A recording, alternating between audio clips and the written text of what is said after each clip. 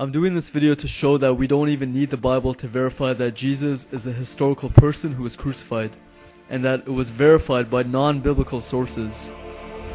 Okay, so I'm going to start with Josephus, who is probably the most famous of the historians, who made a reference of Christ and the crucifixion.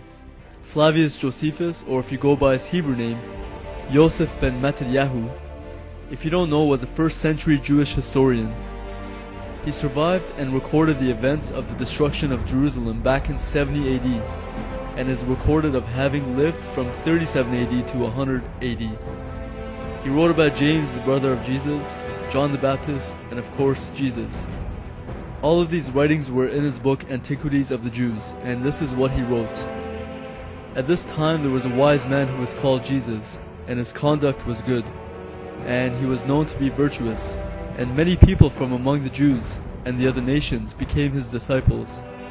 Pilate condemned him to be crucified and to die, and those who had become his disciples did not abandon their loyalty to him. They reported that he had appeared to them 3 days after his crucifixion and that he was alive. Accordingly, they believed that he was the Messiah concerning whom the prophets had recounted wonders. So here we see verified in a historical document outside of the Bible by a non-believer in Jesus as the Messiah, that he was a good man, that many Jews and non-Jews followed him, that Pilate condemned him to be crucified, and that his disciples did not abandon their loyalty to him.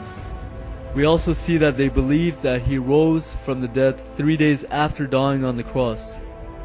This all coincides perfectly with what we have in the Gospels. And again, this is a non-biblical reference done by someone who doesn't believe in Jesus as the Messiah. Then there are the references to John the Baptist and his ministry of baptism, along with Herod putting him to death, which also coincides perfectly with what we have in the Gospels. Along with this, we also have a reference to the martyrdom of James, the brother of Jesus. I will put a link of these to the right so you can all read it if you want. The next reference to Christ and to his crucifixion is by Tacitus. Tacitus was a Roman historian and is considered by scholars to be one of the best for gathering information about that time period. He wrote on all kinds of events. In one of his most famous works, the Annals, Tacitus covers from the time of the death of Augustus Caesar in 14 AD, and he also includes the time of Nero. During the reign of Nero, there was a great fire in Rome, which he states was blamed on the Christians by Nero. Consequently, to get rid of the report, Nero fastened the guilt and inflicted the most exquisite tortures on a class hated for their abominations, called Christians by the populace. Christus, from whom the name had its origin, suffered the extreme penalty during the reign of Tiberius at the hands of one of our procurators, Pontius Pilate. And the most mischievous superstition, thus checked for the moment, again broke out not only in Judea, the first source of the evil, but even in Rome, where all things hideous and shameful from every part of the world find their center and become popular. Accordingly, an arrest was first made of all who pleaded guilty. Then upon their information, an immense multitude was convicted, not so much of the crime of firing the city, as of hatred against mankind. Mockery of every sort was added to their deaths. Covered with the skins of beasts, they were torn by dogs and perished, or were nailed to crosses, or were doomed to the flames and burnt to serve as a nightly illumination when daylight had expired. So here we see that Christ was executed under the reign of Tiberius and at the hands of Pontius Pilate, again coinciding perfectly with what we have in the Gospels. Tiberius reigned from 14 AD to 37 AD, and Pontius Pilate was governor of the Roman province of Judea from 26 AD to 36 AD. Also, it's probable that Tacitus got his sources from official Roman records which documented the crucifixion of a man called Jesus under Pontius Pilate in the province he was governing.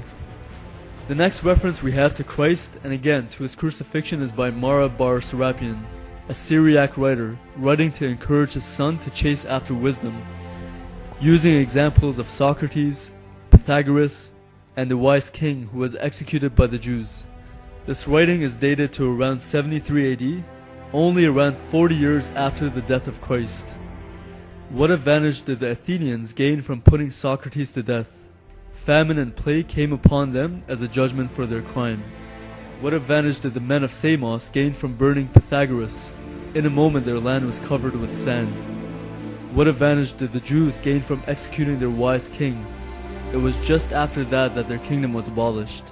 God justly avenged these three wise men. The Athenians died of hunger. The Samians were overwhelmed by the sea. The Jews, ruined and driven from their land, live in complete dispersion. But Socrates did not die for good. He lived on in the teaching of Plato.